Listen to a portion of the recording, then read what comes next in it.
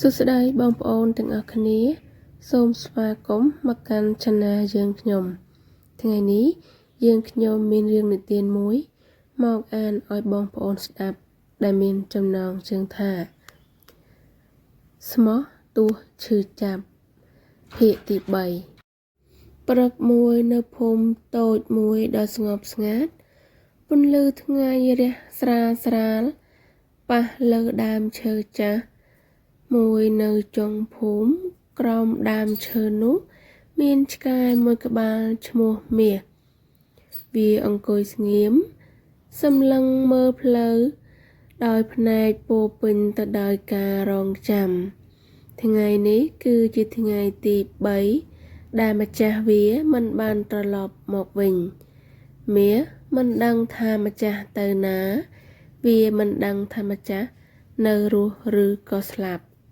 ប៉ុន្តែវាដឹងតែរឿងមួយម្ចាស់បានប្រាប់វាថារងចាំខ្ញុំនៅទីនេះពីព្រឹកដល់ថ្ងៃមាសអង្គុយមិនផ្លាស់ទីពេលមានរថយន្តឆ្លងកាត់វាលោតឈរឡើងសង្ឃឹមថាជាម្ចាស់តែគ្រប់លើកគឺត្រឹមតែជាមនុស្សប្លែកមុខអ្នកភូមិម្នាក់បានយកបាយមកឲ្យម្នាក់ទៀតយកទឹកមកដាក់ចិត្តវាមាសមើលហើយស៊ីតិចតួច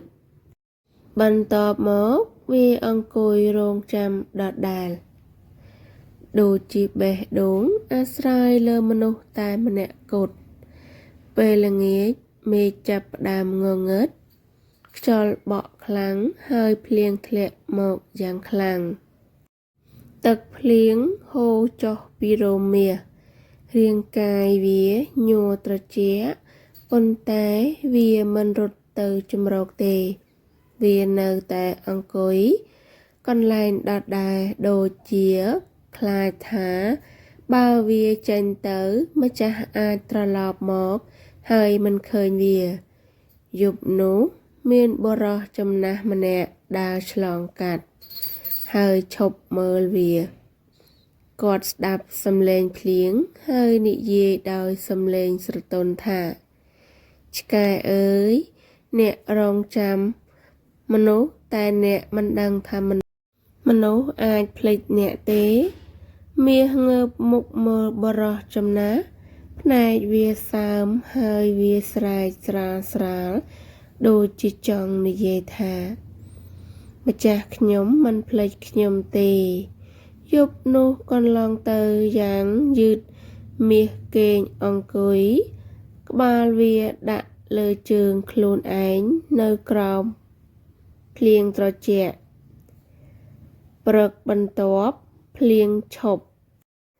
មេឃចាប់ផ្ដើមភ្លឺពន្លឺថ្ងៃរះឡើងម្ដងទៀតមាសភ្ញាក់ឡើងវាអង្គុយត្រង់សម្លឹងមើលផ្លូវដដែលទោះបីរាងកាយវាអស់កម្លាំងប៉ុន្តែភ្នែកវានៅតែពោពេញដោយក្តីសង្ឃឹមវាមិនដឹងថាថ្ងៃនេះម្ចាស់នឹងត្រឡប់មកឬអត់ប៉ុន្តែវាជឿថា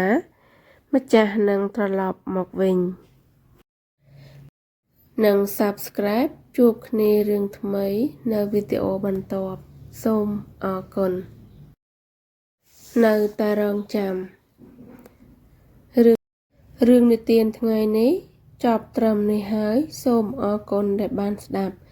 បើបងប្អូនចូលចិត្តសូមចុច Like និង Subscribe ជួបគ្នារឿងថ្មីនៅវីដេអូបន្ទាប់សូមអរគុណ